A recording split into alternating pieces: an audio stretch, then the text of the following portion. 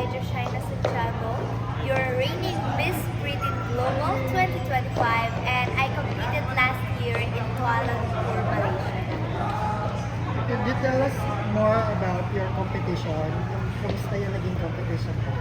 Well, to be honest po, yung competition po dun was tough and of course exciting because I met a lot of delegates there who were, same vibes po with me and also mga talented persons po.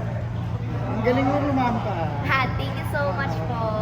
At what age did you start doing modeling and At the age of 13 po. Sino nag-train sa'yo? Currently po, my pastoral mentor po is Miss Kenneth Drapite po. So, ipapasa mo yung title mo soon. Yes po.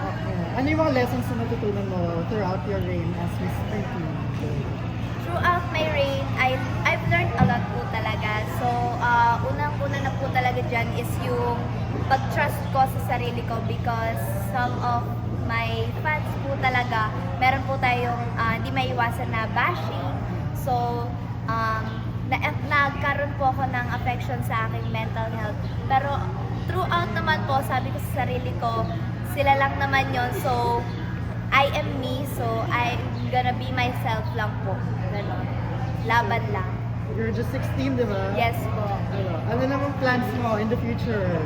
So, in the future po, nagbabalak. Pero hindi pa naman po sure. Sabi po nila is Miss Grand daw po. So, sabi ko naman po, why not sumali to another pageant? Kasi nandito naman na po ako sa pageantry industry. So, why not naman po mag-try another? Then, if mananalo, then laban lang ng laban. Ano yung pinaka-memorable experience mo or during your reign? So, ang pinaka-memorable experience ko po during my reign, siguro po talaga yung during the competition po and nung nanalo ako. Kasi po, doon po talaga ako nagsimula. Then afterwards po, nung this year po sa reign ko, is yung nakasama ko po ulit yung aking pageant sisterhood na si Lin Yang Yang nung nagpasa po ako ng corona here in the Philippines.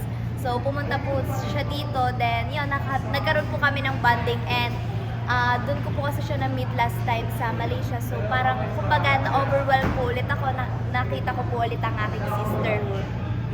Meron ka mga gustong pasalamatan and take this opportunity.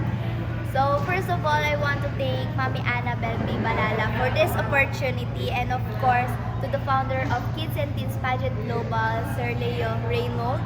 Thank you for the wonderful opportunity of this title and of course, the responsibility po na binigay nyo. And of course, to my handlers and mentors, thank you so much. To the next Miss Pretty Global, ano yung parang pinaka-ma-advise mo? To the next Miss Pretty Global, so just be yourself and show your confidence because you will be who you are.